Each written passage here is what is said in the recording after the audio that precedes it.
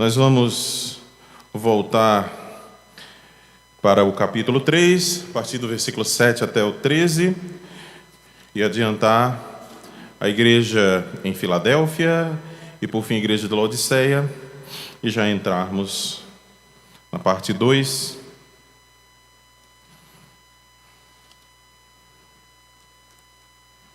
Capítulo 3.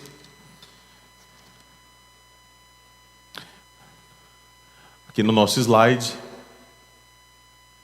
nós vamos até a igreja de Filadélfia.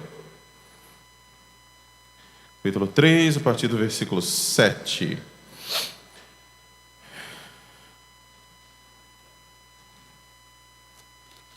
Veja como Jesus se apresenta à igreja em Filadélfia. Ao anjo da igreja em Filadélfia escreve: estas coisas diz o santo, o verdadeiro, aquele que tem a chave de Davi, que abre e ninguém fechará, e que fecha e ninguém abrirá. Veja a igreja em Filadélfia. Filadélfia era uma cidade, coloquei aí em cima, que servia como rota comercial entre as várias cidades. Por exemplo, Esmirna, Frígia, Troade, dentre outras. Por isso ela recebeu o apelido de o Portal do Leste. Como é que Jesus se apresenta aqui? Alguém que tem a chave. Então, se tem uma cidade que se chama Portal, quem tem a chave é o Senhor. De novo, eu volto àquela minha tese das nossas primeiras palestras, de que sem um estudo mínimo, pelo menos, da cidade, da sua cultura, até da sua geografia, se torna impossível uma compreensão do que o Senhor Jesus de fato está querendo dizer de forma peculiar para aquela igreja. Então, se essa cidade era chamada de o Portal para o Leste, Jesus já se apresenta aos habitantes daquela cidade, mas os crentes daquela igreja, como aquele que tem as chaves. Ele é o possuidor. Ter as chaves, eu já disse isso também nas nossas primeiras palestras, chave na literatura rabínica do primeiro século, alguns séculos também antes de Cristo, mas no primeiro século, até o ano 200, era uma linguagem metafórica para autoridade. Então, quem possui as chaves de alguma coisa tem autoridade sobre aquilo e sabe os segredos daquilo sobre o qual tem autoridade. Então, essa cidade era chamada de o Portal do Leste. A cidade recebeu seu nome de um rei chamado Átalo II, que amava muito seu irmão Eumenes. Por isso, Filadélfia é de filia, né, de philos, e adelphos, em grego, que é irmão. Então, é uma cidade que demonstra o amor de um irmão pelo outro. O professor George Eldon Ladd diz que a cidade era um centro de adoração a Dionísio, Baco, a divindade do vinho, das orgias, não é, da bebedice. Porque era uma cidade com solo vulcânico, muito propício à plantação de parreiras. A cidade tinha também uma considerável comunidade judaica. O Senhor se apresenta como santo e verdadeiro, e aqui, provavelmente por conta dos judeus que lá habitavam, se Jesus era o santo e verdadeiro, então os judeus, que eram inimigos da igreja desde o seu nascedouro, eles eram ímpios e falsos. Tá? O que a santidade significa, tem de pureza nesse nome, de separado para Deus, ele chama os judeus perseguidores da igreja, ou seja, de forma inversa aqui, de ímpios, sujos, e ao invés de serem verdadeiros, falsos, mentirosos. Vejamos mais no texto sagrado. Olhe aí na sua Bíblia, por favor. Ele, novamente no versículo 9, usa a expressão sinagoga de Satanás.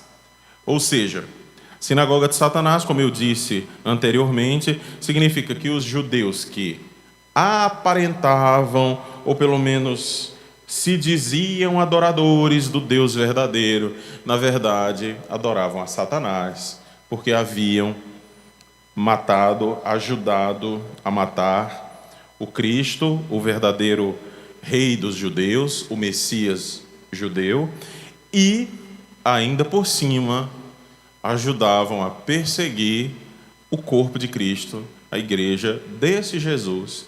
Então, é o que a gente chama de acumular pecados, né? Pecado sobre pecado, pecado sobre pecado. Vocês são sinagoga de Satanás, ao invés de serem filhos de Deus. Vamos para a última carta, carta em Laodiceia. Olha o texto bíblico primeiro, por favor.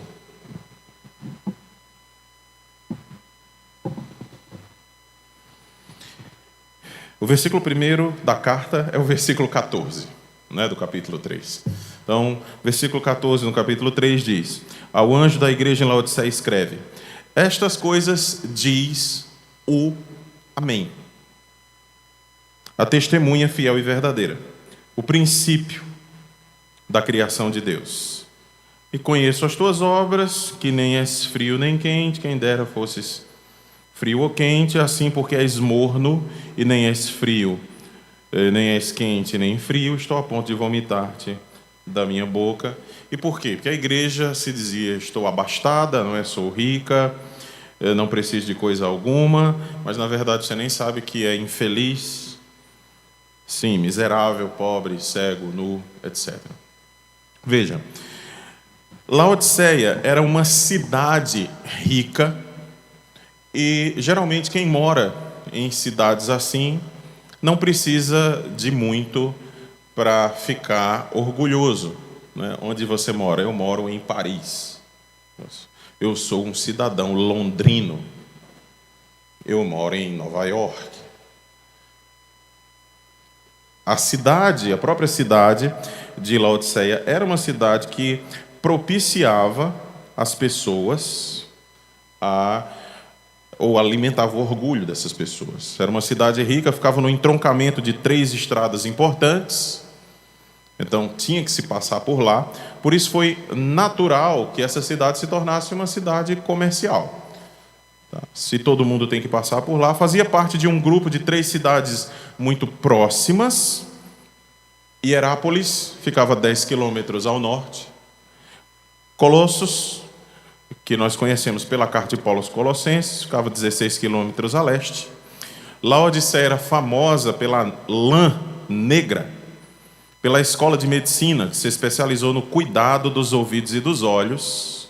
Aqui havia o pó frígio, que na época era muito famoso para se fazer colírio.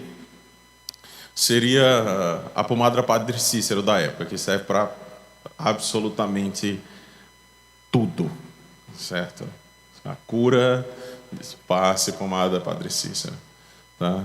Falar no Juazeiro é um barato, porque tem muita coisa que dá certo aqui com vocês.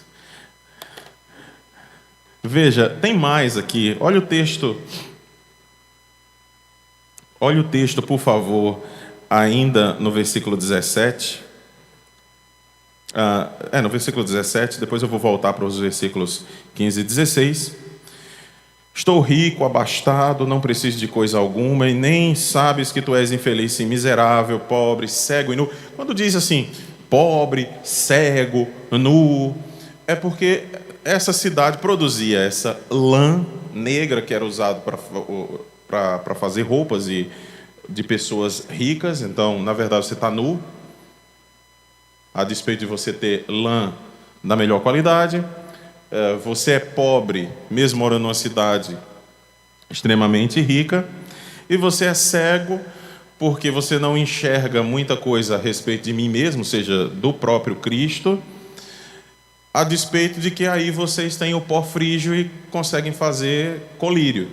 Então, na verdade, vocês estão precisando do colírio, não é? Por isso que o Senhor Jesus diz assim: aconselho-te que de mim compres ouro refinado pelo fogo, para te enriqueceres. Ou seja, a riqueza que vocês devem ter, ela procede de mim. Vestiduras brancas para te vestires. Então, ao invés da lã negra, vestiduras brancas, que indicam a santidade, a fim de que não seja manifesta a vergonha da tua nudez, e compre colírio também, né, para ungires os olhos, a fim de que vejas. Eu repreendo e disciplino a todos quanto amo, ser zeloso, etc. Veja agora aqui no slide, depois que se diz que o pó frígio, né, era usado para se fazer o colírio, Jesus se apresenta como o Amém. O que é que significa isso? De onde é que vem a palavra Amém? A palavra Amém, ela vem de um verbo hebraico, o verbo leamin. Leamin é o verbo. Tá? O que é que esse verbo de fato significa, né? O verbo leamin significa o seguinte: algo verdadeiro, algo que é de fato daquele jeito que se diz ser. Geralmente as pessoas ensinam que amém significa assim seja, não é? Eu aprendi isso quando eu fui fazer a primeira comunhão. Tá? E depois crisma, lá em Vaz Alegre com tia Bilina. O pastor Marcos conhece muito bem. O que é amém? Amém é assim seja. Bem, assim seja é uma aproximação do verbo, tá? Lê a mim. Aproximação da palavra amém, tá? Em hebraico. Quando Jesus diz, eu sou o amém, ele está dizendo, eu sou o verdadeiro. Eu sou totalmente digno de confiança. Novamente, Jesus, diferentemente dos profetas do Antigo Testamento, geralmente os profetas no Antigo Testamento, eles, quando começavam suas profecias, eles tinham uma fala peculiar. Alguém lembra? Assim diz o Senhor. Se você já leu os evangelhos, não sei quantas vezes você já leu os evangelhos, mas eu quero que você cite alguma vez em que Jesus tenha dito, assim diz o Senhor. Jesus nunca disse, assim diz o Senhor. Nem lugar nenhum. Por que será?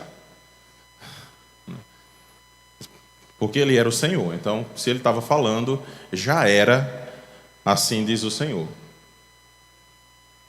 Jesus começava os seus discursos já com amém, né? Amém. Que, de novo, nas nossas Bíblias está traduzido por em verdade, eu vos digo. Eu sei que para nós, que estamos aqui no século 21, a gente lê a Escritura, mas isso era um escândalo. Alguém chegar para judeus, conhecedores do Antigo Testamento, que conheciam as palavras dos profetas, que conheciam os livros proféticos, o modo como os profetas falavam em nome de Deus, e alguém simplesmente chegar e dizer o seguinte, amém, amém, ou seja, em verdade vos digo, isso, aquilo outro. Aí vem aquelas grandes perguntas que nós lemos nos evangelhos. Ele fala como quem tem autoridade. De onde lhe veio esta autoridade? Não se precisa de um texto que seja tão claro quanto a João 1:1, não é? No princípio era o verbo estava com Deus e o verbo era Deus. Se Jesus, e se nós pudéssemos prestar mais atenção a textos que não são tão claros assim, mas a sua teologia, ou seja, a teologia por detrás do texto, já mostra que Jesus é Deus. Quer outro exemplo? Marcos 4, a partir do 35. Estão atravessando o Kineret, né, que é o Mar da Galileia, que é o Lago de Genezaré, são vários nomes, vários apelidos, né, que tinham, Mar de Tiberíades, são as mesmas águas. E se levanta uma tempestade, Jesus está dormindo sobre um travesseiro, os discípulos ficam com muito medo. Jesus se levanta e diz: acalma-te, e emudece. E o que é que acontece com a natureza? Exatamente o que ele mandou. Calmou e ficou em silêncio. Geralmente, acalma-te e emudece. Acalma-te seria para as águas e emudece seria para o vento, pelo som, né, aquele som que nós chamamos de som sibilante, né? Então, calma-te e calado. E a natureza reconhece a voz do seu Criador. Então, aquele texto não é um texto que ensina que Jesus vai acalmar as tempestades da sua vida. Não. Aquele texto ensina que Jesus é Deus. Está vendo? Deus está aqui com a gente. Porque a natureza obedece. Aí é interessante que no versículo final se diz: e os discípulos ficaram muito assustados e começaram a se perguntar quem é esse, até que até o vento e o mar lhe obedecem. No início do texto, eles estavam assustados com a tempestade. No final do texto, eles estavam com medo de Jesus. Tá? Então, se tivesse uma ponte lá, eles teriam dado fora. Agora, quem é esse? Tá? O medo era outro. Eu também preciso dizer alguma coisa aqui a vocês sobre essa questão de quente ou frio, de morno, para nós podermos seguir. Veja, há uma interpretação que nós consideramos senso comum, que é a interpretação de que Jesus disse assim à igreja de Laodiceia e, consequentemente, a nós: eu prefiro que vocês sejam frios ou quentes. Eu prefiro que vocês sejam presbiterianos, e aí nós seríamos os frios, ou então pentecostais, ou quentes. Porque se você não for ou sorveteriano ou pentecostal, você estiver ali no meio termo, eu estarei a ponto de vomitar você da minha boca. Não é isso que Jesus está... Jesus não está falando sobre condição de ser alguém mais fervoroso de espírito ou menos fervoroso, alguém que gosta, que tem uma liturgia mais solta, e outros que têm uma liturgia um pouco mais restrita, como a nossa liturgia presbiteriana. Não é isso. Tá? E outra coisa, imagine o Senhor Jesus Cristo dizendo à sua igreja: eu prefiro que vocês sejam frios. Mas não faz sentido.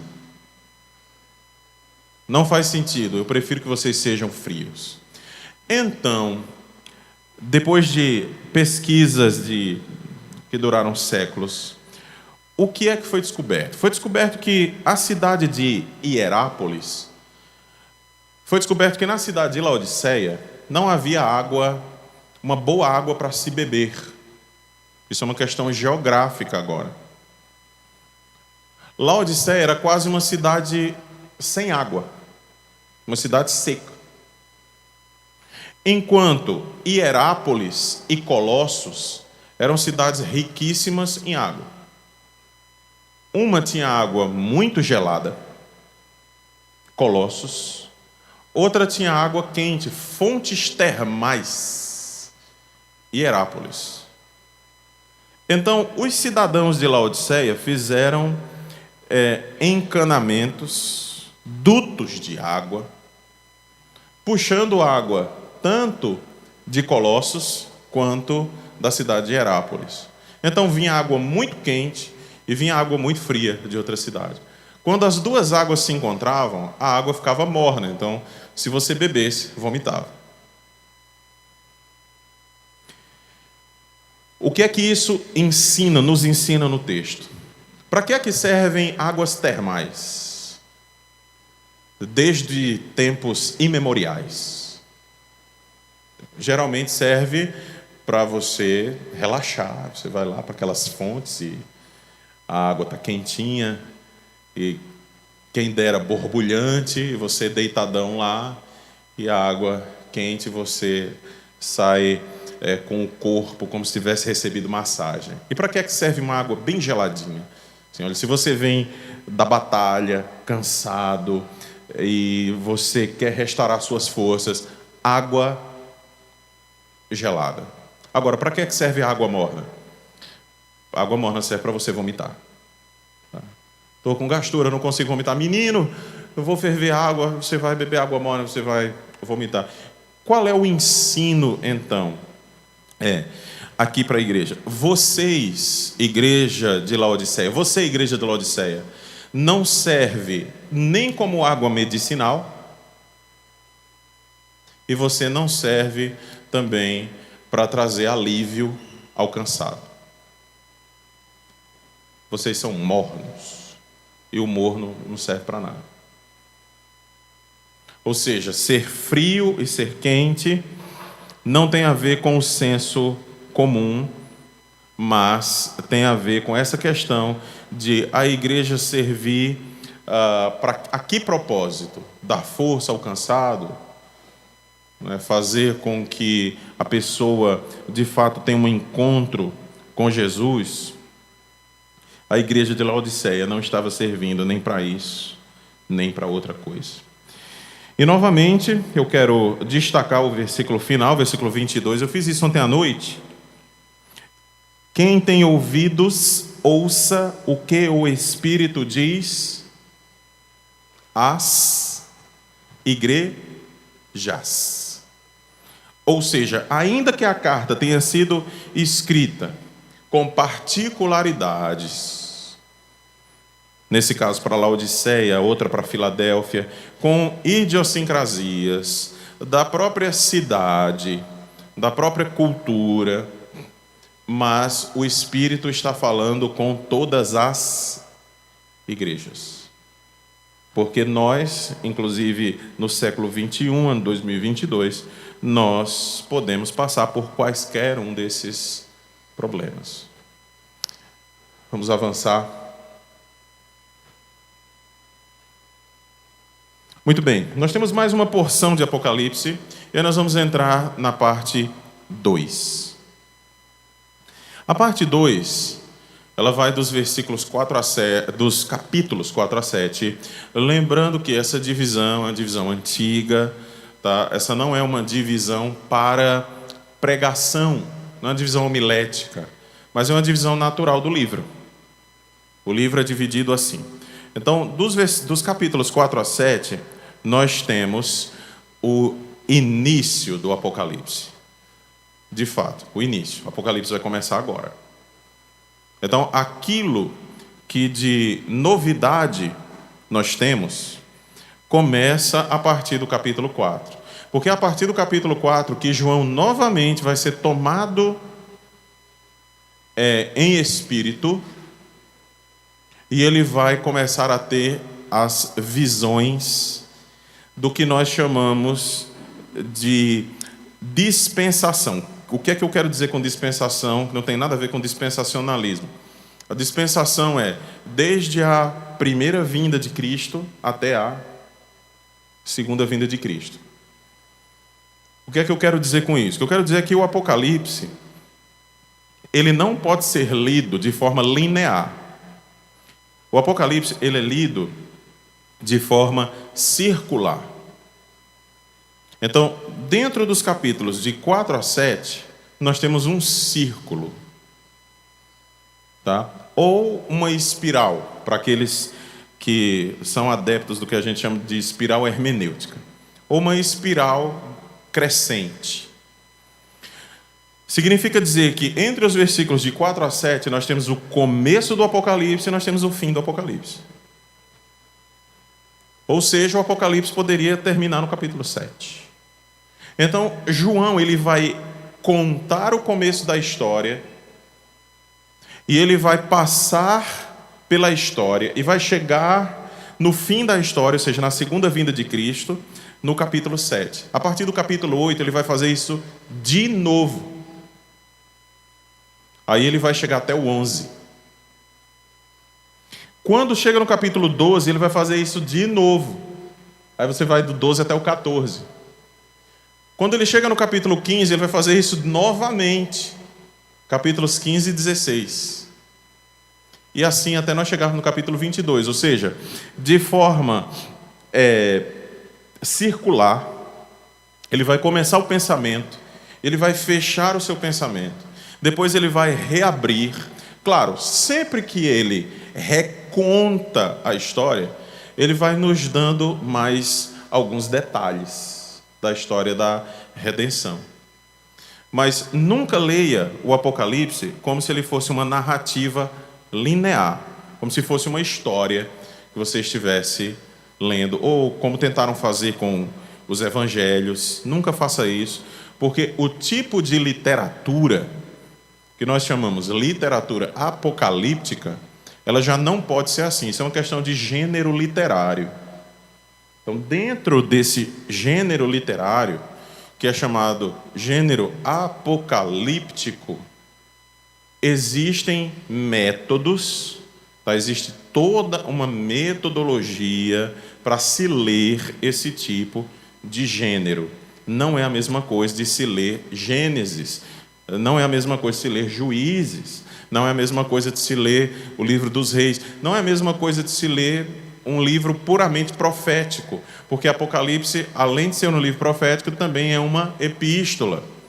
Não é a mesma coisa de ler só uma epístola, porque aí você tem a epístola de Paulo aos Coríntios, não é a mesma coisa de você ler apenas uma epístola, mas você deve lembrar que isso é uma literatura apocalíptica, então ele fica dando voltas. Isso também era comum acontecer com os judeus. Deixa eu dar um exemplo aqui. Eu sei que a aula não é sobre gênero literário e nem sobre como os judeus escreviam, mas abra 1 João, a carta de 1 João.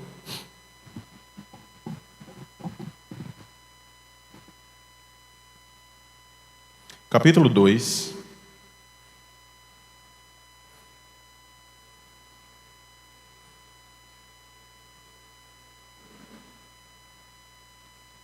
Primeira Epístola de João, capítulo 2.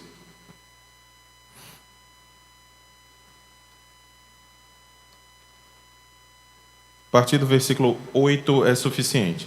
8, 9, 10 e 11. Primeira Epístola de João, capítulo 2.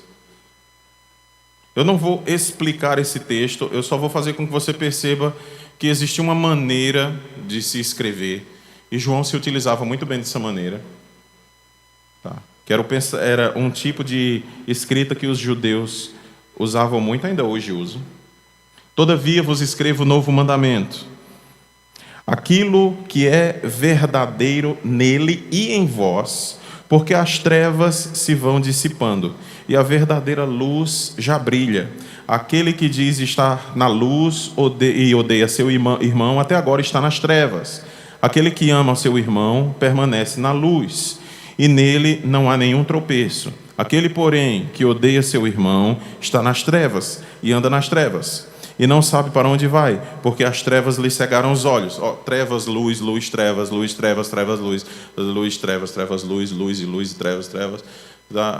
É uma forma incomum para nós aqui, ocidentais, escrever desse modo, mas era um jeito peculiar dos judeus escreverem. Seria mais ou menos como se ele estivesse dando voltas assim, cada vez mais concêntricas, até atingir o que ele quer dizer. Já nós aqui ocidentais, nós gostamos de dar uma parada e dizer, por exemplo.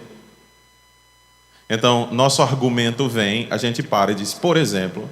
Então, a gente sai do argumento, dá um exemplo, volta, Aí continua o argumento. Ou então, se você for como eu, se você estiver dando um exemplo de alguma coisa e um pássaro cantar, eu já não sei mais o que eu estou dizendo. É para voltar para o argumento, fica complicado. Mas se você é ocidental, você sempre diz, por exemplo, você quebra o argumento, volta e diz, por exemplo. Mas deixa eu contar uma história para você. Isso aqui vai ajudar. Isso não existe aqui. Ainda, vamos para o versículo 12. Ainda na primeira carta de João, capítulo 2, a partir do versículo 12. Veja. Filhinhos, eu vos escrevo porque os vossos pecados são perdoados por causa do seu nome. Pais, eu vos escrevo porque conheceis aquele que existe desde o princípio. Jovens, eu vos escrevo porque tendes vencido o maligno. Filhinhos, eu vos escrevi porque conheceis o Pai. Pais, eu vos escrevi porque conheceis aquele que existe desde o princípio. Jovens, eu vos escrevi porque sois fortes e a palavra de Deus permanece em vós e tendes vencido o maligno. Não é esquisito? O tipo de argumento construído? Tá. Não façam redações assim, vocês não estão no Oriente Antigo. Tá? Se você fizer, você não vai passar no concurso. Tá certo? O pessoal vai tentar corrigir sua redação e dizer, eu acho que esse cara é completamente louco. Tá? Zero. Isso aqui é um modo semítico de escrever, tá? Vários hebraísmos aqui dentro. Uma forma comum para João e não para nós. Tá? Muito bem, volta agora para o Apocalipse. Irmãos, nós vamos adotar uma metodologia de leitura chamada de idealístico-futurista. E por que eu estou dizendo isso só agora? Como assim nós vamos adotar agora um modo de leitura? Nós já não estamos no Apocalipse? Sim e não. Tá? Sim e não. Porque é a partir de agora que João vai começar a narrar as suas visões. Então nós temos que entender que essas visões de João, elas são nos dadas através de símbolos. Elas representam um ideal espiritual, por isso o nome é idealista. Essa é uma visão idealista, ela não é literalista. E por vários fatores ela não pode ser literal. Tá? Por que idealístico-futurista? Porque nós entendemos que há muitas passagens no livro do Apocalipse que, de fato, se concretizarão no futuro. Então nós não temos uma escatologia realizada, mas uma escatologia inaugurada. Mas ela é certa, como eu disse ontem, porque Jesus já tornou certo, ele já morreu e ressuscitou. Tendo acontecido isso, nós já temos certeza de que o que vem é o que de fato, o que vem no texto é o que de fato acontecerá. Então nós temos essa visão idealístico-futurista, tá? Porque nós cremos ser a visão mais acertada de ler o Apocalipse. Existem alguns estudiosos que são apenas idealistas. Então, para eles, tudo, o Apocalipse inteiro são símbolos. Não está dizendo que não vai acontecer, só está dizendo que tudo é simbólico. Tudo, do início ao fim. Outros são só futuristas. Esses dizem, nada do Apocalipse ainda aconteceu. Então, tudo vai ser no futuro. Existem aqueles que são preteristas. O que é pretérito? Vamos lá, terceira série. Passado. Então, tem aqueles que são preteristas, ou seja, tudo do Apocalipse já aconteceu. Problema, se já aconteceu, para que eu estou aqui? não é só para ensinar história, não faz sentido. Então, existem essas correntes que... Eu não coloquei isso no material de vocês, mas está no material maior. Não sei se o pastor Marcos está... O material maior tem mais de 70 páginas, está nesse material, tá? E, por enquanto, esse material não será disponível. Tem um breve resumo no boletim, que está no boletim, tá certo. Então, eu acho que eu estou com o boletim aqui. Então, tem um breve resumo aqui, mas nós não nos deteremos nele agora. Você pode ler depois, para nós ganharmos tempo. Porque como essas são questões metodológicas, se eu for explicar cada um desses métodos interpretativos, nós não vamos ler Apocalipse. Nós vamos ficar só nos métodos mesmo, porque esses métodos, eles são importantes de serem estudados? É óbvio que são. Todo estudioso de escatologia e de Apocalipse tem que conhecer esses métodos? Sim, tem. Mas esse não é o nosso objetivo aqui. Muito bem, capítulo 4 de Apocalipse.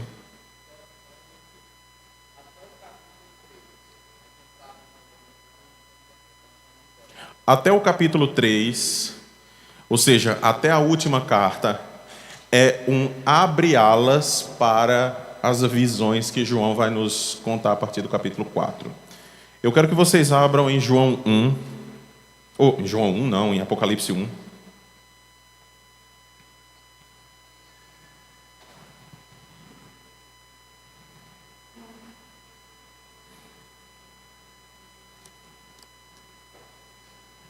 Apocalipse capítulo 1.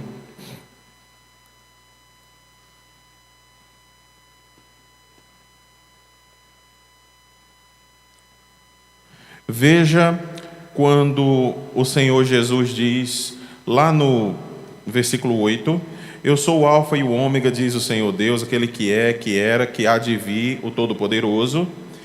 Eu, João, irmão vosso e companheiro na tribulação, no reino, na perseverança em Jesus, achei-me na ilha de Pátimos por causa da palavra de Deus, do testemunho de Jesus. Achei-me em espírito. Quando ele tem essas visões e se acha em espírito, então ele tem a sua...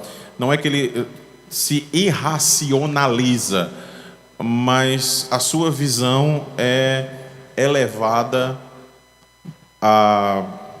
até os céus. O Espírito Santo o toma. E João já não está mais em si. De que maneira? Ele ficava, sei lá, com a boca aberta para cima, babando, enquanto ele tinha as visões. Bem, não sei. Ele estava deitado, não sei. Ele simplesmente estava ali trabalhando, quebrando pedras na ilha de Patmos, e de repente era tomado pelo Espírito e ficava lá com a picareta assim por horas. E depois ele sentava para escrever. Tá? Não tem como saber. Mas quando ele termina essas visões, então ele passa a escrevê-las. Ele passa a escrevê-las. Então ele diz às igrejas, dentro dessas 7 igrejas, essas 7 cartas que nós lemos, que vai escrever algo para elas. E aquilo que ele vai escrever para elas, ele vai escrever de uma determinada maneira. Por isso, capítulo 4, para iniciar a sua resposta. Capítulo 4, versículo 1, ele diz: depois destas coisas, olhei e eis não somente uma porta aberta no céu, como também a primeira voz que ouvi, como de trombeta, ao falar comigo, dizendo: sobe para aqui e te mostrarei o que deve acontecer depois dessas coisas. Portas no céu não se abrem, nem janelas. Então, aqui ele já está tendo visões. Mas olha o versículo 2. Imediatamente eu me achei em espírito, e eis armado no céu um trono, e no trono alguém sentado. Então, ele diz, com todas as letras, ele diz, olha, eu me achei em espírito. Então, ele começa a escrever simbolicamente, que é o que a gente chama hoje, acabei de dizer, de interpretação idealista. Ele vai falar de verdades, são verdades, existem objetos por detrás, pessoas por detrás, reinos por detrás, imperadores, pessoas que perseguem a igreja, estão por detrás dessas visões, épocas complicadas, reinterpretações dos profetas do Antigo Testamento, principalmente de Ezequiel, alguns textos de Isaías, Daniel também, muito importante no livro do Apocalipse, mas ele vai escrever isso de forma simbólica. Então, a partir daí, nós temos uma série de visões. Até antes, nós tínhamos algumas visões, mas misturada ali com a realidade de cada igreja, né? Idiosincrasias, como eu tenho chamado, de cada igreja. Mas a partir do capítulo 4 é onde a gente deve adotar. Por que nós devemos adotar uma visão não literal? Porque João diz que ele está em espírito.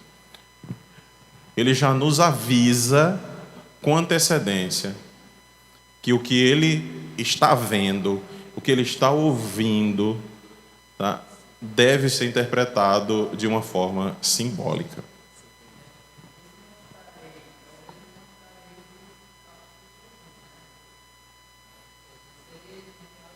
Ser mostrado através de símbolos. Exatamente, que a gente ficou de ver ontem. A questão, esse mostrarei, não é mostrar realidades físicas, palpáveis, mas mostrar através de símbolos, realidades que estão além da nossa visão limitada do olho da carne. Tá? De novo, essas coisas existem, mas elas não são chamadas pelo nome, elas são mostradas a nós através de símbolos. Então, dos capítulos 4 a 7, nós temos uma porção que nós chamamos de porção circular. E eu começo dizendo o seguinte, eu acredito que esteja aí, não, capítulos de 4 a 7...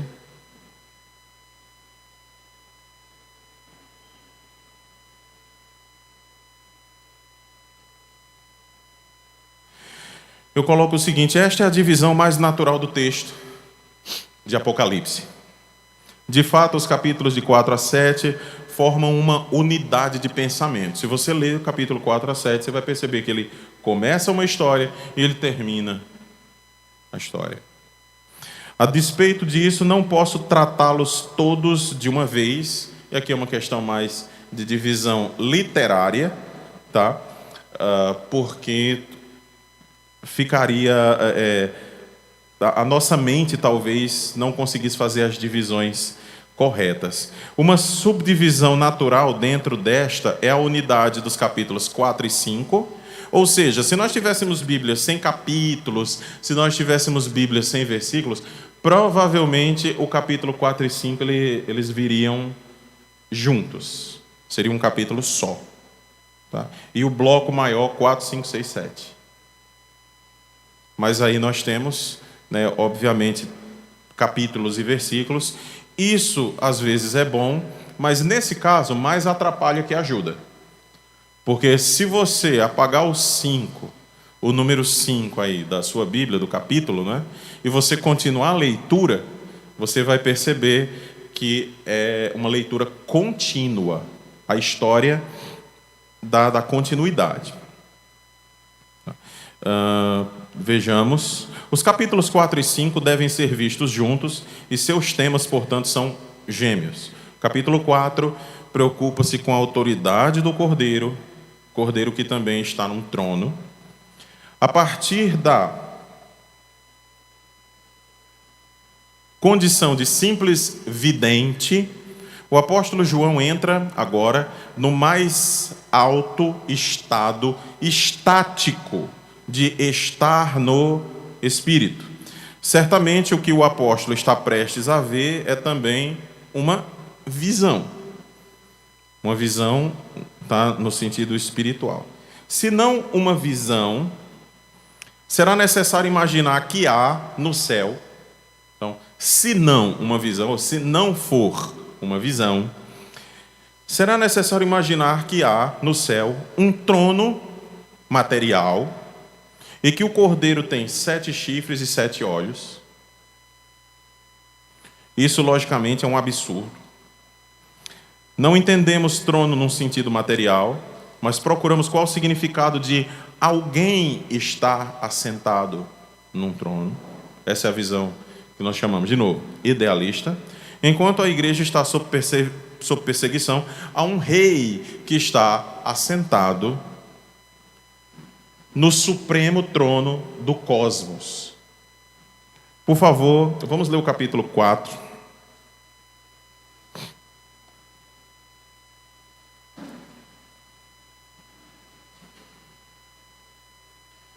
Depois destas coisas, olhei, e eis não somente uma porta aberta no céu, como também a primeira voz que ouvi, como de trombeta ao falar comigo, dizendo: sobe para aqui, e te mostrarei o que deve acontecer depois destas coisas. Imediatamente eu me achei em espírito, e eis armado no céu um trono, e no trono alguém sentado. Veja, alguém sentado, irmãos, é uma forma tipicamente judaica de descrever Deus. Ele não chama homem sentado, tá? Ele não descreve a figura. Aí você se pergunta por quê? De novo, é uma forma tipicamente judaica de não falar nem o nome, nem de descrever o que ele está vendo. Tá certo? Isso, obviamente, por causa dos mandamentos. Inclusive, Mateus, o apóstolo, se você não percebeu ainda, na sua próxima leitura do Evangelho de Mateus, você vai perceber que Mateus usa a fórmula reino dos céus, ao invés de usar reino de Deus. É uma recusa de se usar o nome, né, de Deus, mas reino dos céus. E aí, para quem era judeu, né, na época e lia isso ou ouvia essas palavras, sabia que ele estava se referindo a Deus. Então, aqui, João simplesmente diz que no trono tinha alguém assentado. E esse que se acha assentado é semelhante no aspecto à pedra de jaspe e de sardônio, e ao redor do trono há um arco-íris, semelhante no aspecto à esmeralda. Ao redor do trono há também 24 tronos, e assentados neles 24 anciãos, vestidos de branco, em cujas cabeças estão coroas de ouro. Do trono saem relâmpagos, vozes e trovões, e diante do trono ardem 7 tochas de fogo, que são, de novo, os 7 Espíritos de Deus. Há diante do trono como que mar de vidro, semelhante ao cristal. No meio do trono e à volta do trono, 4 seres viventes, cheios de olhos, por diante e por detrás. O primeiro ser vivente é semelhante ao leão, o segundo semelhante ao novilho, o terceiro tem o rosto como de homem, o quarto ser vivente é semelhante à águia quando está voando. E os 4 seres viventes, tendo cada um deles, respectivamente 6 asas, estão cheios de olhos, ao redor e por dentro. Não tem descanso, nem de dia nem de noite, proclamando: Santo, Santo, Santo é o Senhor Deus Todo-Poderoso. Isso aqui é um cântico, tanto que na nossa Bíblia está num formato mais poético, tá?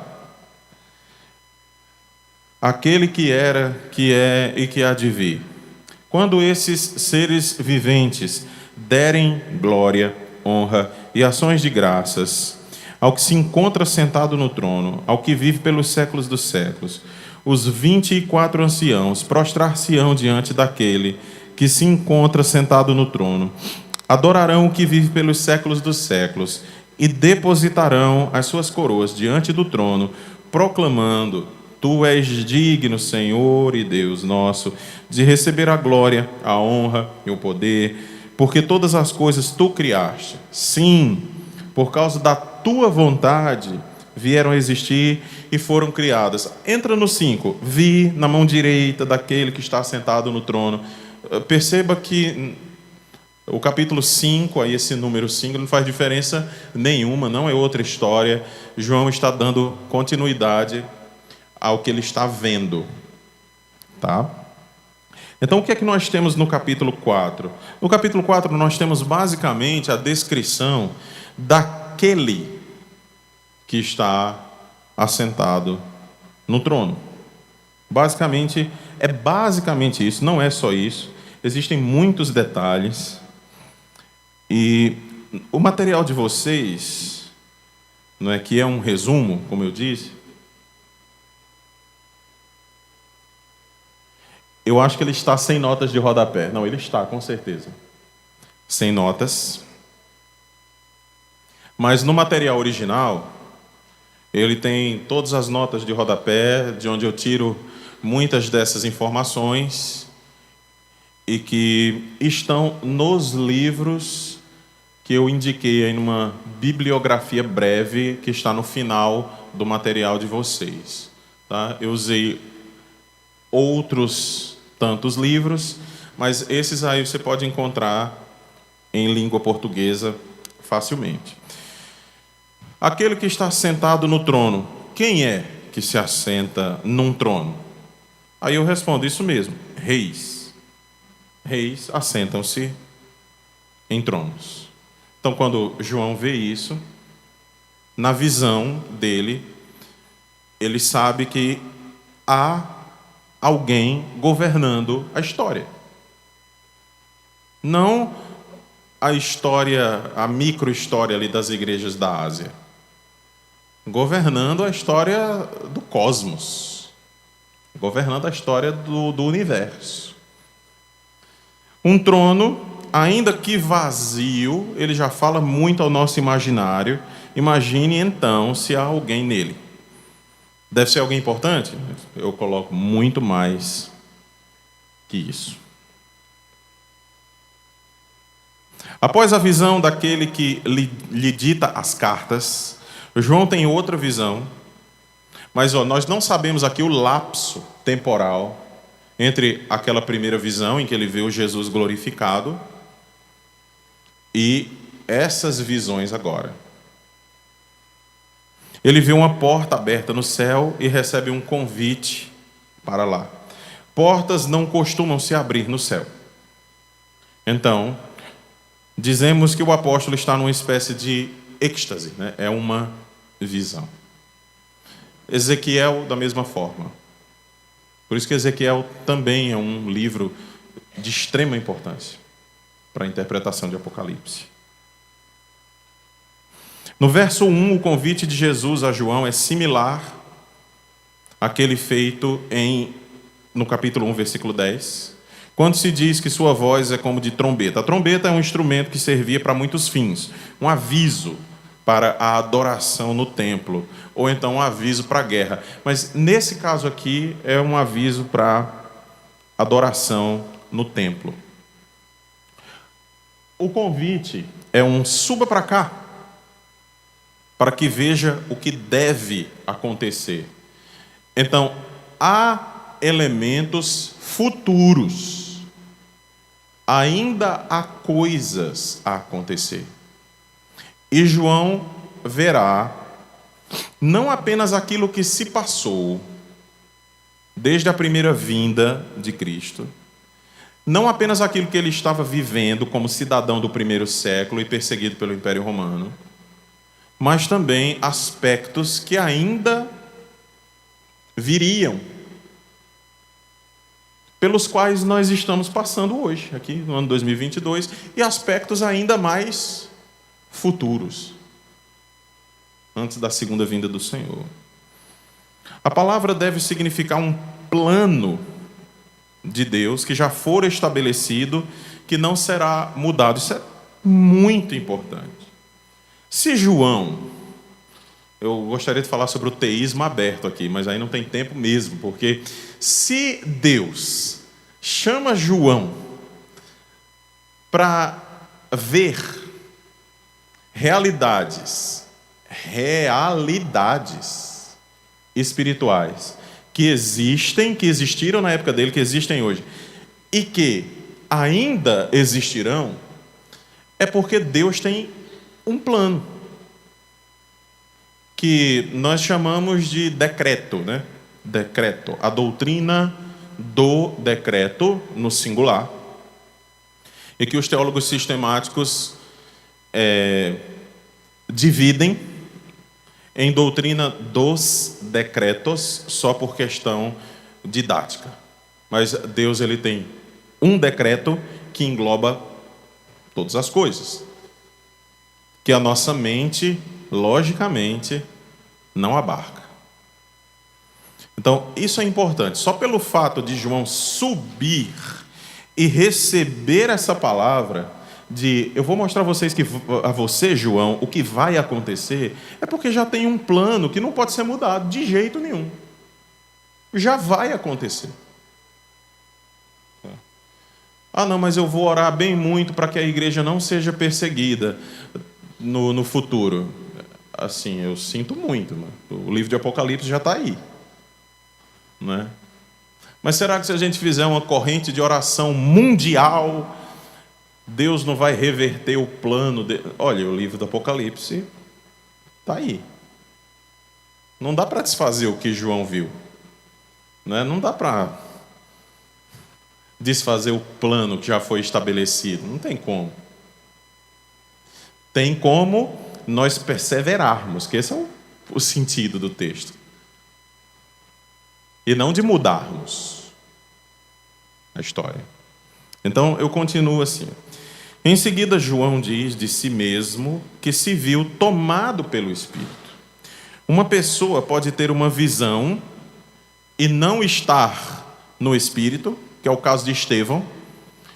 Lembra quando Estevão estava à morte? Aí ele diz: eu vejo o Senhor Jesus de pé ao lado do trono de Deus.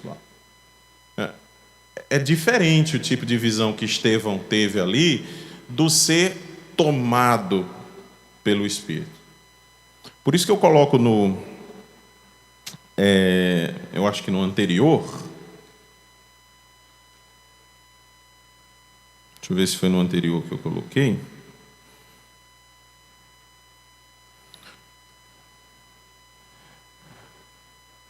Então, eu não lembro agora onde eu coloquei. Mas eu coloquei que João, ele se vê no mais alto. Veja se foi no ponto 2. Foi no ponto 2, né?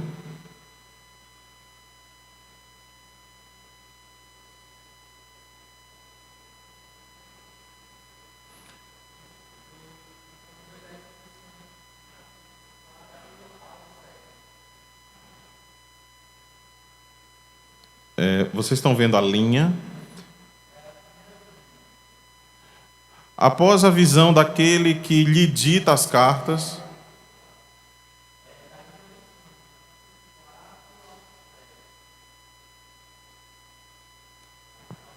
ok, obrigado.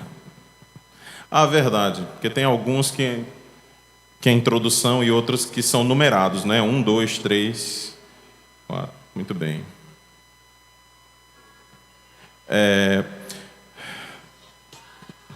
Desculpe, irmãos. A partir da condição de simples vidente, o apóstolo João agora entra no mais alto estado estático. No mais alto estado estático de estar no Espírito. É diferente ali de Estevão. Tá certo? Só isso que eu queria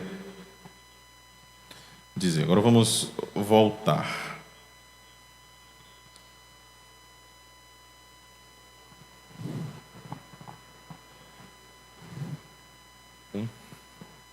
2.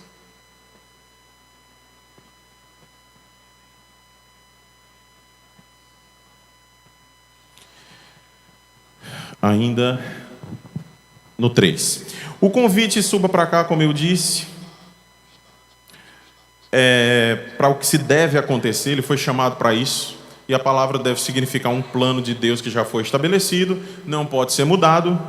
Em seguida, João diz de si mesmo que se viu tomado pelo Espírito. Uma pessoa pode ter uma visão e não estar no Espírito, como João, no caso. E nesse caso, Estevão teve uma visão, mas ele não estava nesse estado estático como João estava. Quando uma pessoa está no Espírito, há uma suspensão do contato consciente com o ambiente físico. Ainda que os diversos objetos que João vê não existam nesta forma física, material, por exemplo, o trono, os candelabros, não existam de forma física, material, elas expressam uma importante verdade espiritual. Por exemplo, ele vê um trono. O trono não existe materialmente, mas o que o trono representa, isso existe. O que é que o trono com alguém sentado representa? Representa que o universo é governado por alguém. Então, isso existe. Mas o trono por si, não. Coloco diante do trono as 7 lâmpadas ou tochas de fogo, são 7 Espíritos de Deus, ou seja, plenitude do Espírito Santo. Esta visão, com certeza, vem de Zacarias, capítulo 4, versículos 2, 3 e 10.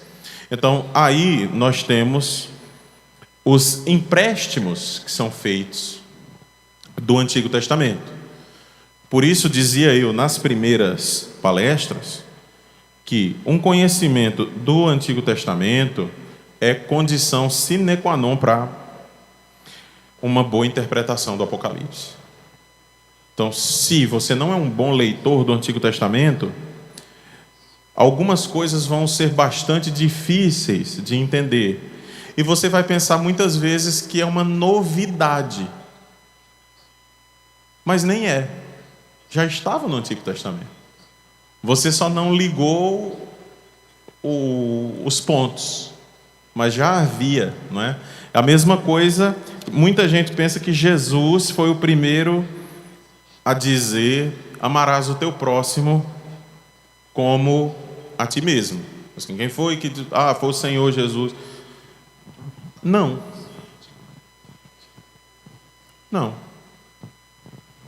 Vocês conhecem outro texto onde se diga isso? A não ser nos evangelhos? Que não esteja nos evangelhos? Quem conhece? Quem conhece diz onde está.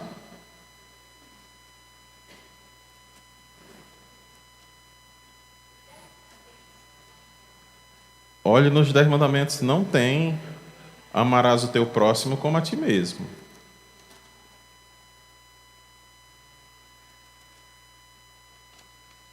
Levítico capítulo 19, por favor, abre aí. O que é que eu quero com esse exercício? Dizer que muitas coisas que nós pensamos ser novidade já estão reveladas há muito. Então, Levítico capítulo 19.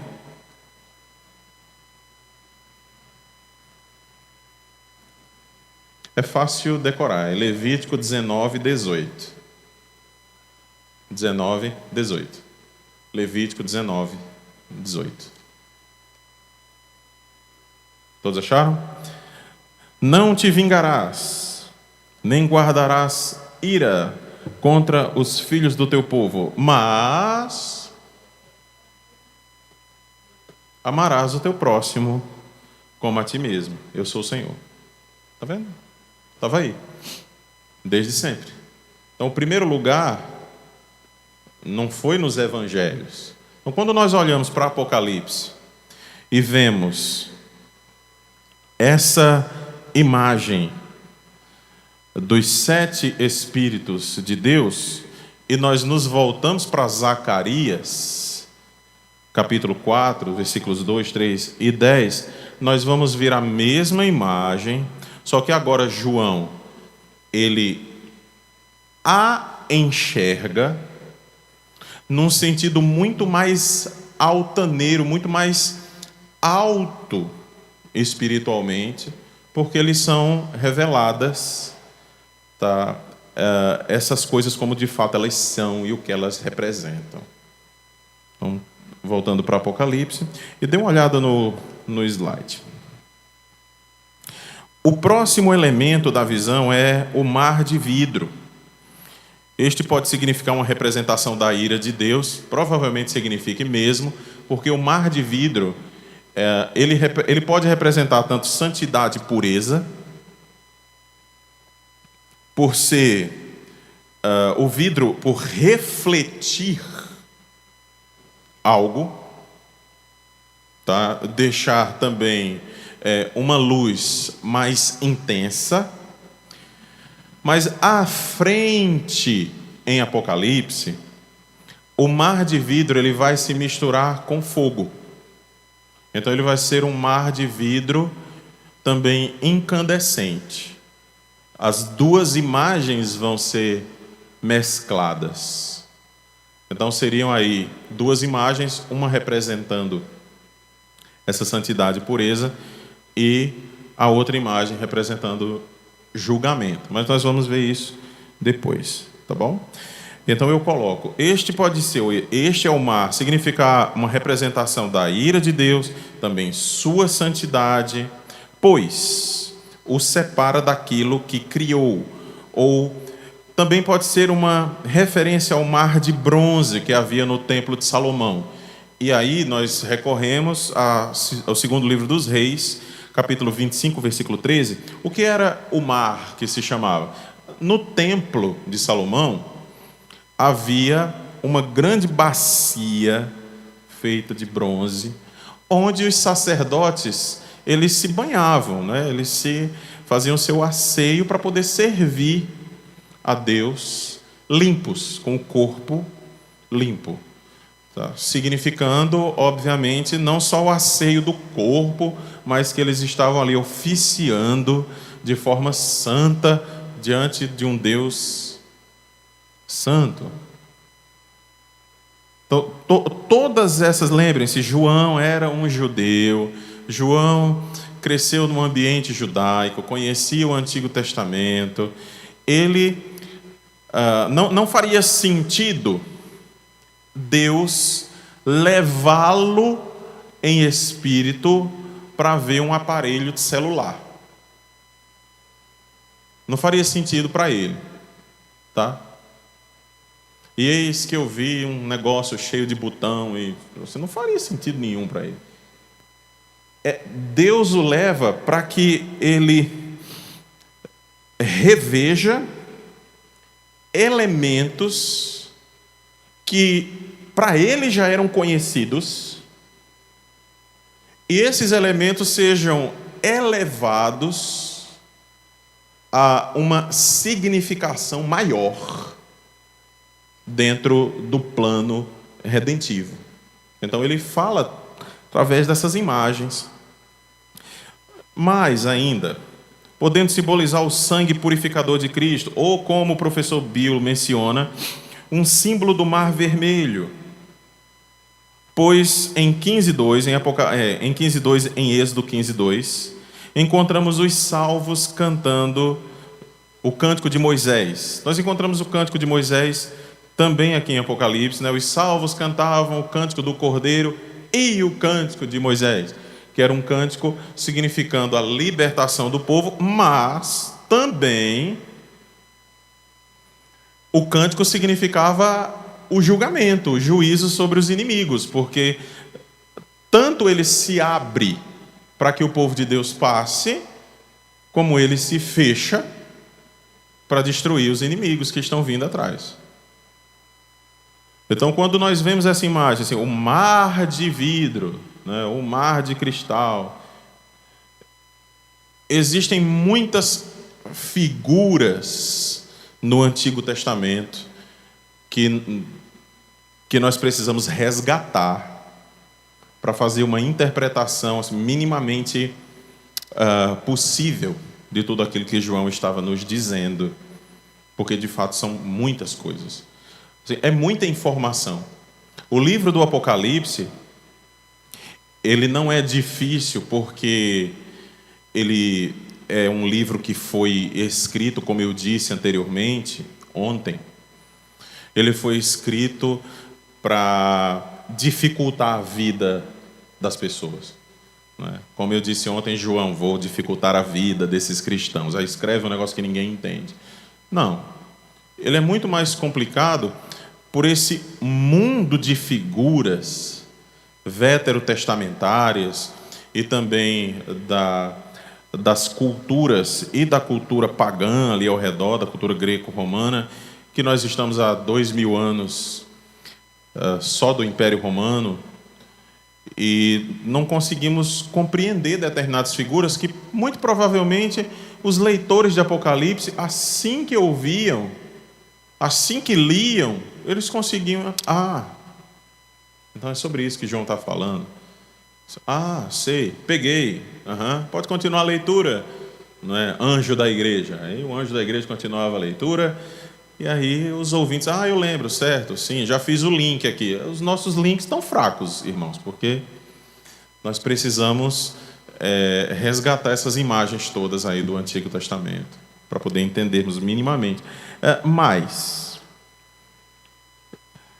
depois eu acredito que eu já vá para o capítulo 5, mas eu vou ainda voltar para algumas questões aqui no capítulo 4.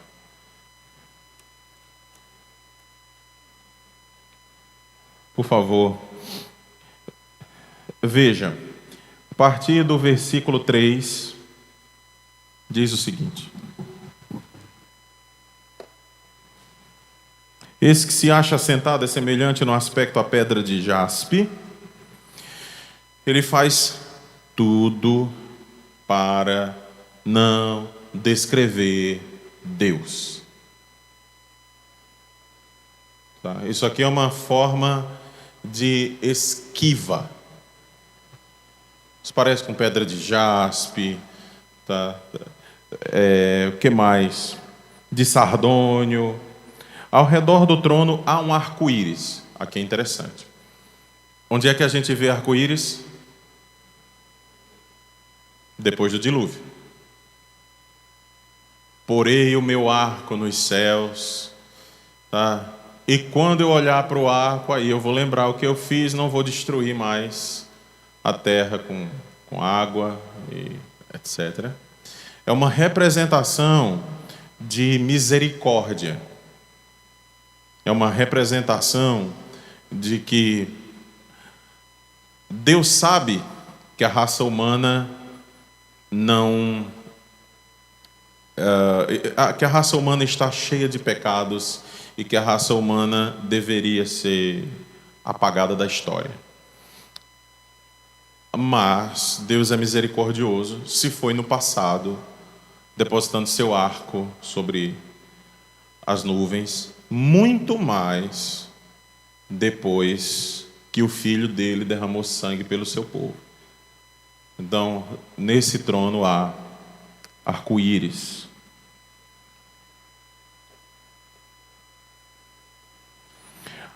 Há um arco semelhante no aspecto à esmeralda. Ao redor do trono há também 24 tronos. Olha, eu juro para vocês, quando eu li isso aqui pela primeira vez, ali nos idos de 1999, provavelmente.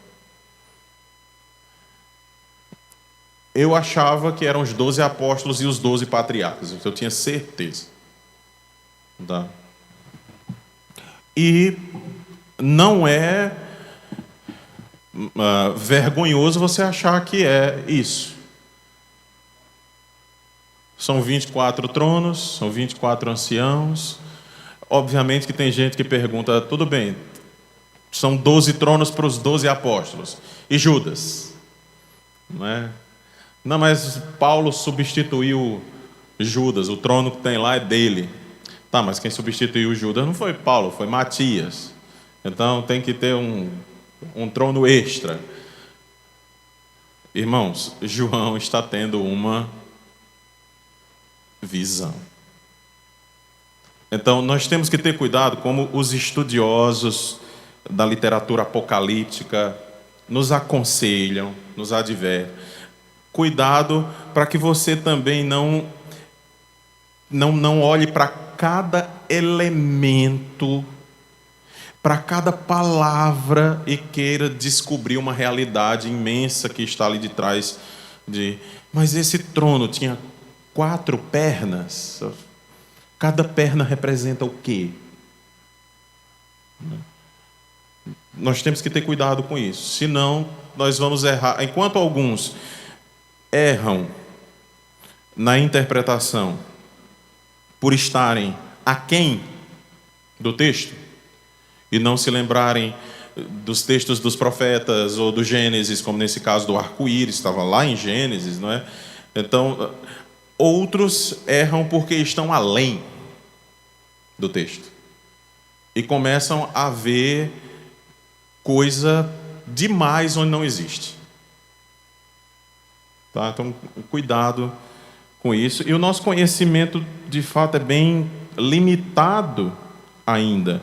Nenhum estudioso do Apocalipse vai chegar e dizer, pronto, eu sei o que significam todas as imagens e todas as figuras que estão no livro do Apocalipse. Não existe isso. Existe uma aproximação, algumas a gente tem certeza mesmo, mas outras nós temos dúvidas e outras a gente não sabe. Tá? Não tem, não é vergonhoso dizer isso. Tá bom? Mas, quem são esses 24 anciãos, esses 24 tronos com esses 24 homens? Hoje, a hermenêutica, que estuda a literatura apocalíptica e que estuda essas simbologias, creem que não são os 12 patriarcas, os 12 apóstolos, mas uma representação da igreja que Deus vem guardando desde que o mundo é mundo, ou seja, desde que o mundo é mundo, Deus tem o seu povo, passando pela antiga aliança, indo pela nova aliança. Então Deus tem um povo que é dele, e esse povo é representado por esses 24 homens, tá? Que tem coroa sobre a cabeça, e que aqui mesmo eles reconhecem que a autoridade deles, ou a vitória deles, na verdade não é deles, porque eles retiram as suas coroas e depositam ao pé daquele que está sentado no trono. E mais, esses são os anciãos cujas cabeças estão são cabelos assentados neles, 24 anciãos vestidos de branco, cujas cabeças estão coroas de ouro. Do trono saem relâmpagos, vozes, trovões, e diante do trono ardem 7 tochas, são 7 Espíritos de Deus. Onde é que eu vejo relâmpagos, trovões e etc? Onde é que eu vejo isso no Antigo Testamento? Monte Sinai. O Monte Sinai deve vir reinando, assim, soberano na sua mente interpretativa de primeira instância. É óbvio que Deus aparece em teofanias também dessa forma, em outras partes das Escrituras, mas no Monte Sinai é onde a nuvem desce, o Monte Sinai fica fumegando, ele está ali pegando fogo, e do monte há todo tipo de cataclismos ali. Então, provavelmente, o que João está nos dizendo é que essa presença de Deus, ela é, de fato, uma presença para se temer.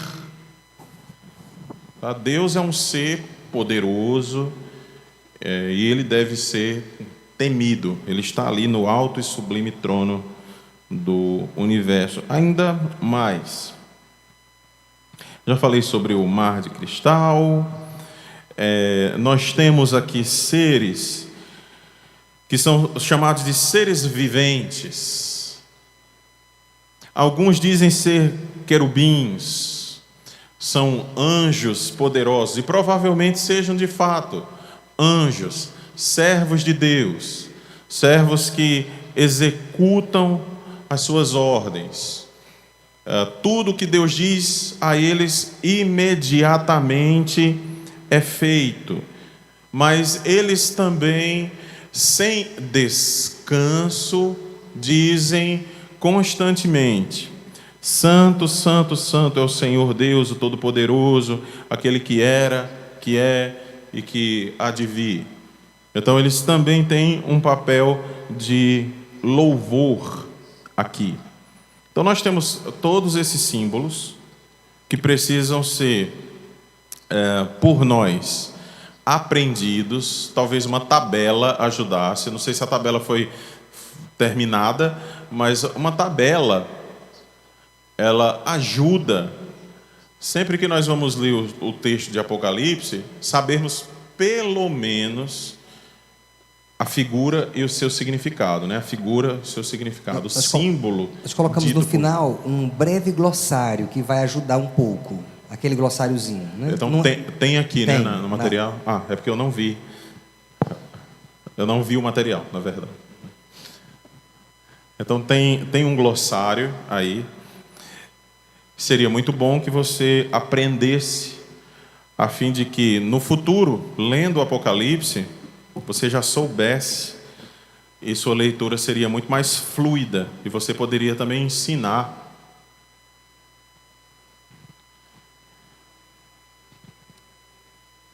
Reverendo, nós poderíamos dar abrir nesse momento para alguma pergunta que pode. Muito bem, nós voltaremos para o capítulo 5,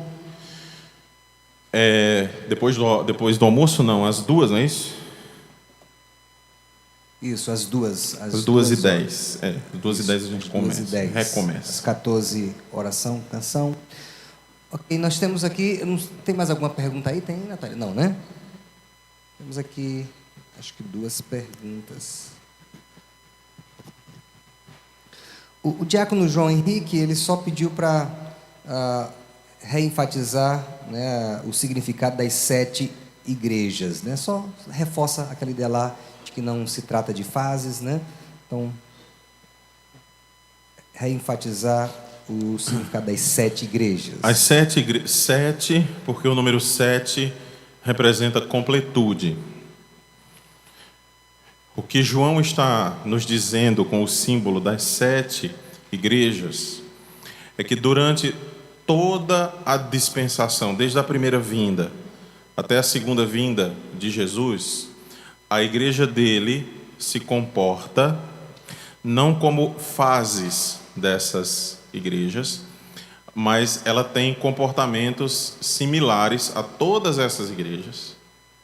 Ou seja, algumas mais quentes, outras mais frias, outras mornas, outras estão em lugares muito mais difíceis de ser evangelizados, outras igrejas são mais puras doutrinariamente, mas falta amor, outras são menos puras, precisam de puxão de orelha, e mais, a mensagem central delas é: a igreja de Jesus, ela deve se manter pura em meio ao paganismo. O mundo é pagão, é anticristo mesmo, mas a igreja de Jesus, onde ela estiver, seja em lugares fáceis ou difíceis, ela deve se manter pura.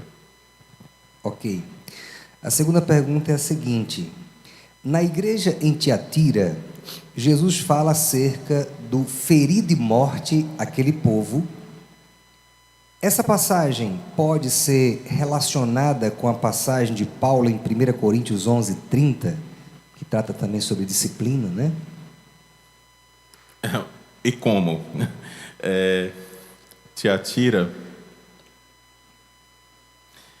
está no capítulo 2, do 18 ao 29.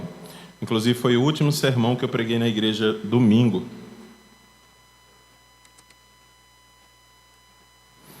disse na igreja que só ia pregar Apocalipse até o dia do congresso, né? Que diz o seguinte. Qual é o verso? Ok. Versículo 22. 22 e 23, ó. Eis que a prostro de cama, isso aqui com Jezabel. Quem era Jezabel aqui na igreja? Uma mulher que era chamada de profetisa, e ela era uma mulher muito influente dentro da igreja. Uma mulher real, certo? Mas que João dá a ela o apelido de Jezabel. E assim, uma mulher ser chamada de Jezabel é o pior nome que uma mulher possa receber, né? Não há nome, não há apelido que supere Jezabel. Aí continuando. Prostra de cama, bem como em grande tribulação os que com ela adulteram. Porque essa mulher ensinava falsas doutrinas, e falsas doutrinas que levam à adoração falsa é chamado de adultério espiritual, né? Prostituição espiritual, etc. Caso não se arrependam das obras que ela incita, matarei os seus filhos. Quem são os filhos dessa mulher? São todos aqueles que absorvem o que ela ensina. Então, existem pessoas que, como diz o Salmo 73, bebem a largos sorvos aquilo que sai da boca de um monte de gente. Então, a pessoa ensina, tem um ensino completamente falso, tem gente que abocanha aquilo e é palavra de Deus.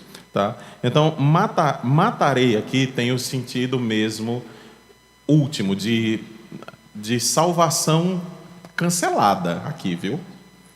Ou seja, essas pessoas, elas não são crentes. Essas pessoas, elas estão diante de um falso mestre, tá? De uma mulher que está ensinando heresias.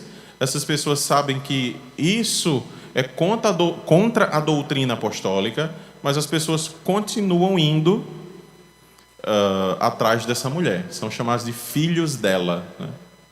E aí a pergunta é se nós podemos fazer essa relação com essa passagem, com o abuso que estava acontecendo na igreja de Corinto, com a 2 Coríntios, com 1 Coríntios 11, quando é dito: pois quem come e bebe sem discernir o corpo, come e bebe juízo para si. Certo. A passagem por isso que há entre vocês muitos fracos e doentes, e não poucos que dormem. A passagem da Santa Ceia.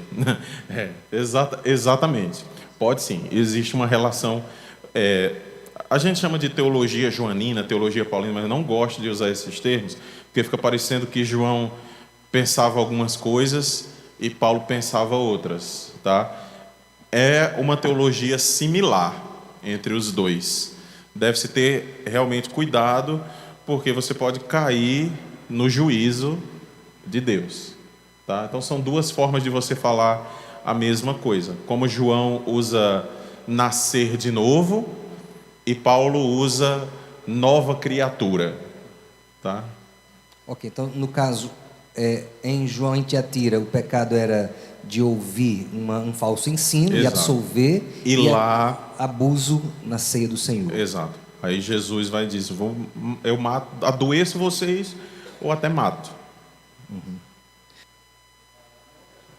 Uma outra pergunta aqui.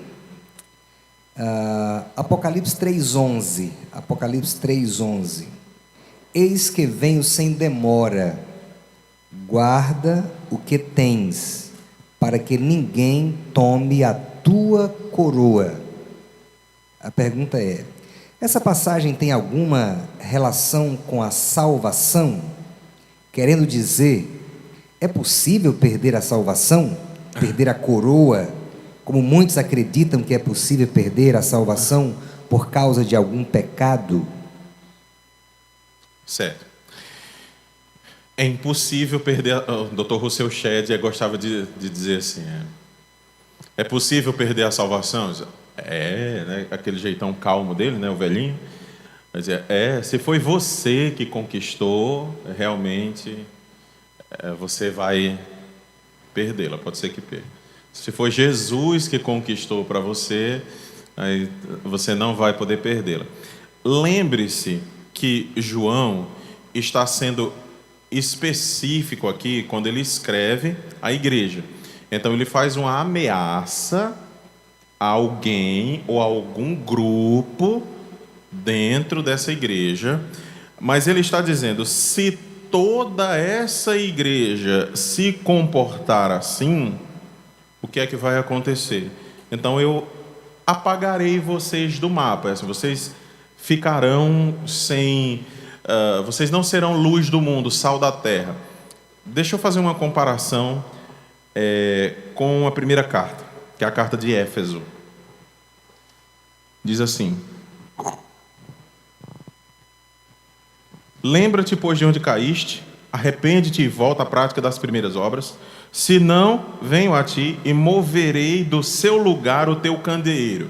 Ou seja, o que era a igreja? A igreja era o próprio candeeiro. Então Jesus vai e diz assim: se você não se arrepender, eu moverei o teu candeeiro, colocarei de lado. Já que você não está iluminando nada, então você não me serve. Eu apago as luzes, né? Eram ali a menorá,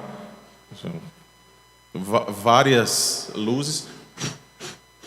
Pronto, tá, fica aqui, tá? Então não é uma questão de perda de salvação, mas é para a igreja toda ter cuidado para que Jesus não mova e aquela igreja fique inexpressiva e acabe morrendo. A igreja acaba morrendo. Eu conheço igrejas que morreram. O senhor não conhece, não? Eu conheço igrejas que morreram por pecados não tratados durante décadas.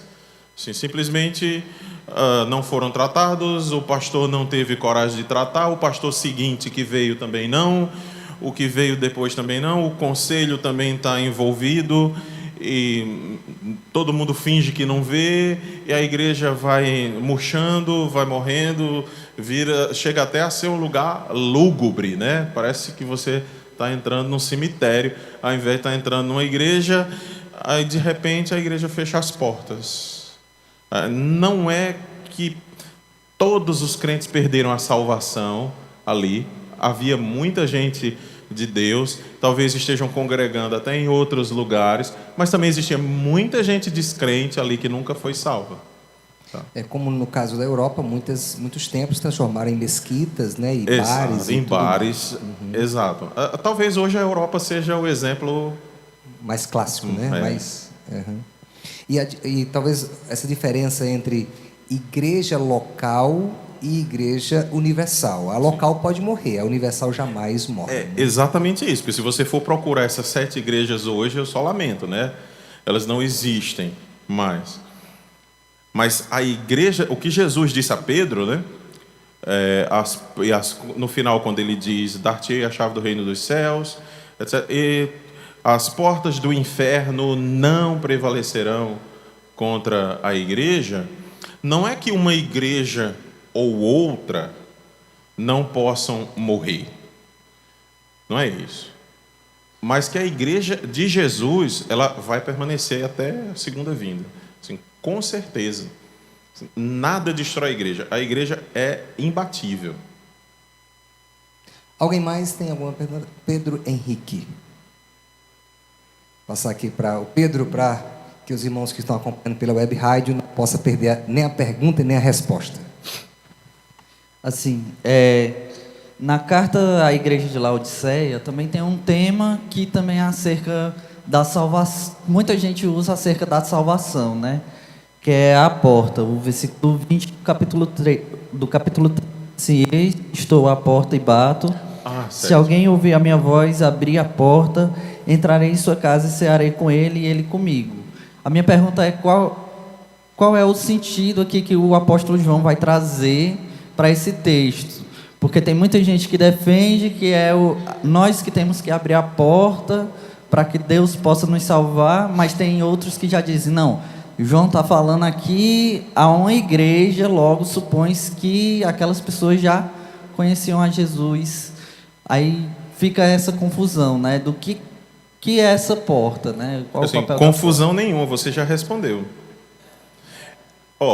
É carta a igreja de Laodiceia. Então, o que Jesus está dizendo é, tem gente aí que está desviado. A igreja não está se comportando muito bem. Inclusive, até me botaram para fora. Eu estou do lado de fora da igreja. Imagina o pessoal cantando e louvando a Jesus, e Jesus do lado de fora, dizendo, ei, estou aqui fora. Tá? Vocês estão adorando quem? A gente aprendeu as músicas aqui e tal, a gente chama pelo teu nome, mas fica aí fora mesmo. Tá? Então Jesus está assim, vocês estão completamente desviados do caminho. Então eu estou à porta e bato. Então não tem nada a ver com Jesus está batendo na porta do seu coração para você aceitá-lo. Aceite-o. O bichinho está com frio, sozinho no meio da rua, e ele quer entrar na sua casa. Vai deixar Jesus com frio do lado de fora? Então, não. A igreja recebeu uma carta. Então, o problema estava em pessoas que estavam na igreja, eram partícipes da igreja, participavam da comunhão com a igreja, mas Jesus estava distante, de fato, da vida deles. Então, de fato, não tem nada a ver, realmente tem nada a ver com salvação ou perda de salvação. Eu tenho mais uma questão, só que isso já é da segunda parte, do capítulo 4. Na verdade, não é nem do capítulo em si, mas é sobre o livro de Apocalipse. O pastor diz que há muitas simbologias, porque seriam facilmente entendidas para o povo daquela época. Sim. A minha pergunta é, tem alguma tentativa de atualizar essa linguagem, esses simbolismos, para que a gente possa entender? Nunca. Não? E se tivesse, quais seriam os prós e os contras de uma tentativa dessa? Pecado. Eu sou tradutor, eu trabalho com texto hebraico faz muito tempo, uns 15 anos já. E isso é uma questão recorrente entre os tradutores. Você não traduz o sentido da palavra de Deus, você traduz a palavra de Deus. O que saiu da pena de João é a palavra de Deus. Ele foi inspirado pelo Espírito Santo para escrever isso aí que ele escreveu. Isso é um trabalho pastoral. Qual é o trabalho pastoral? O trabalho pastoral é pegar o texto antigo e explicar a você no século 21. E não a gente pegar o texto, tá, e sujar o texto. Não, vamos atualizar. Aí a gente coloca aqui, tira esses símbolos antigos e coloca símbolos novos. Sei lá, onde tem carruagens. Vai. Porque assim, minhas filhas já vão ter, porque se eu colocar algumas... conversando com a minha filha, ela disse alguma coisa essa semana, minha filha mais velha, ela tem 11 anos. Aí ela falou alguma coisa e eu disse, pois é, eu sou a Xuxa. Eu respondi, né? E eu sou a Xuxa. Aí ela perguntou, papai, quem é a Xuxa? Então, eu fiz uma ironia, não é? Dizendo que eu não estava acreditando no que ela estava me dizendo. Se você fez isso, eu sou a Xuxa. Mas para ela, Xuxa não significa nada, cara. Eu acho que nem para você. Tá? Pode ser que a filha, né, da Xuxa já signifique. Se a gente fizer isso, tá? É pecado, porque nós recebemos o texto. Então, traduzam o texto. Tá? Traduzam o texto. E, de novo, as gerações seguintes, como o pastor Marcos ressaltou, assim, não vão entender nada. Tá?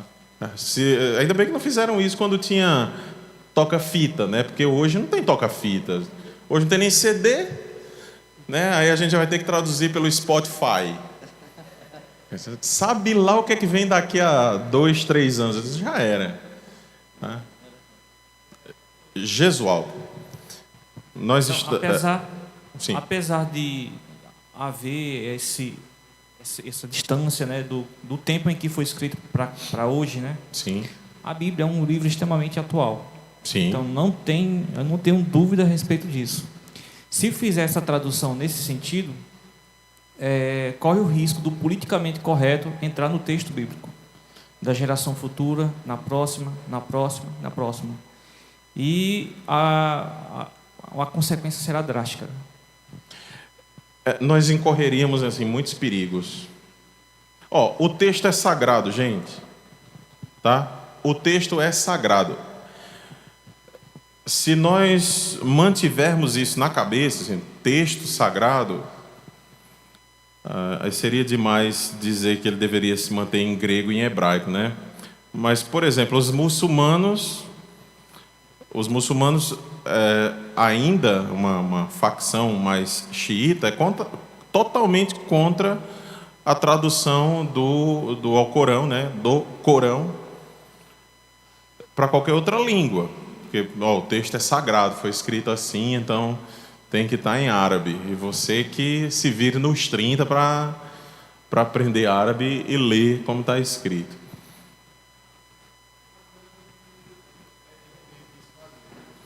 Mais ou menos como o Ed René Kivitz quis fazer.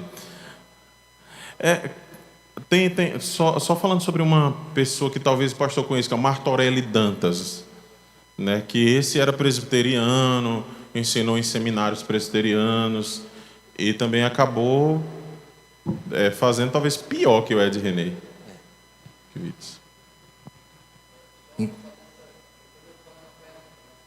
Pergunta aqui do Paulo Endel. As considerações do Paulo Endel geralmente demoram uns 10 minutos, viu? Só a consideração nesse ponto de atualizar é a conclusão do livro do Apocalipse, Sim. que ele próprio diz que não se pode acrescentar e nem tirar nada. O próprio autor, que é Deus, né? Ele deixou claro. Então, assim, a gente realmente tem que ter muito firme que a palavra de Deus é esta que foi inspirada, o sopro do Espírito foi para cada letra que aqui está escrita. Exato. Por isso que a pergunta que os tradutores fazem, que as pessoas fazem aos tradutores nós podemos traduzir o que a palavra de Deus quer dizer? Não. Esse é o trabalho que você vai ter de comprar os livros, queimar as pestanas e estudar. E o seu pastor, muito mais. Nós podemos traduzir a palavra de Deus, mas não o que ela quer dizer. Você pode até encher de nota de rodapé, se você quiser, mas o texto tem que ser o texto. E na verdade, a pergunta, já dessa parte 4, se essa questão dos seres viventes, os olhos, a cara de novilho, de leão, de águia, se há algum sentido para essa simbologia. Em Ezequiel, provavelmente esses seres sejam querubins, que são os querubins que apareceram na visão.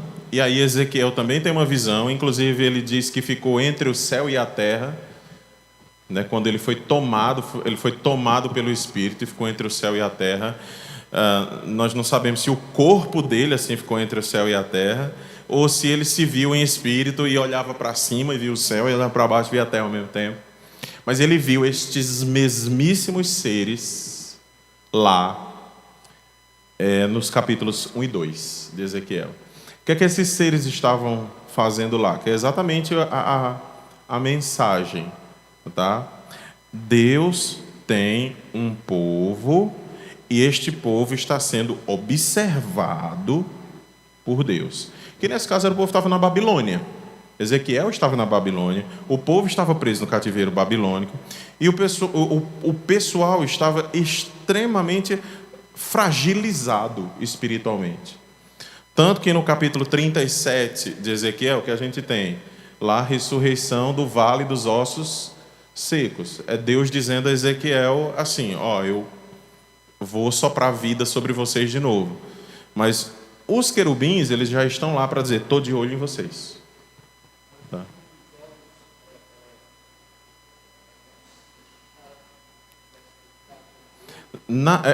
Deus vê tudo. 2, esses anjos socorrem a igreja, não é? Socorrem, entre aspas, porque a gente não precisa muito do auxílio dos anjos, tanto quanto a gente pensa. Como não precisa da igreja, ele usa a igreja, né? Nós estamos chegando ao final. Antes da gente almoçar, reverendo, o vencedor vai ganhar uma pedrinha branca. Que pedrinha branca é essa? Rapaz, essa pedrinha branca. Está lá no capítulo 2 e no versículo de número 17, para a igreja de Tiatira. Gente, a pedrinha branca, ela... Olha, eu não sei o que é que ela significa, mas eu tenho... eu estudei as teorias, então... E sobre essa pedrinha, um novo nome escrito, qual ninguém conhece, exceto aquele que recebe. Tá, então eu vou dizer aquilo que eu acredito que mais se aproxima do sentido do texto, tá? Havia culturas, como ali as culturas dos partos, a própria cultura greco-romana adotou isso, que é você fazer um convite a uma pessoa. Por exemplo, o convite do casamento. Então, ao invés de ser um convite escrito, porque papel era escasso, né? Então você vai receber essa pedrinha, todo mundo recebia uma pedrinha similar ali, com um nome ou com uma letra escrito, com um símbolo. E no dia do casamento, você só podia entrar no casamento se tivesse se mostrasse essa pedrinha. Então essa é uma interpretação possível, tá? De que assim, participarão das bodas do Cordeiro aqueles que tiverem o convite. Tá bom? Assim, passou disso, João escreveu. Essa é difícil, gente, viu?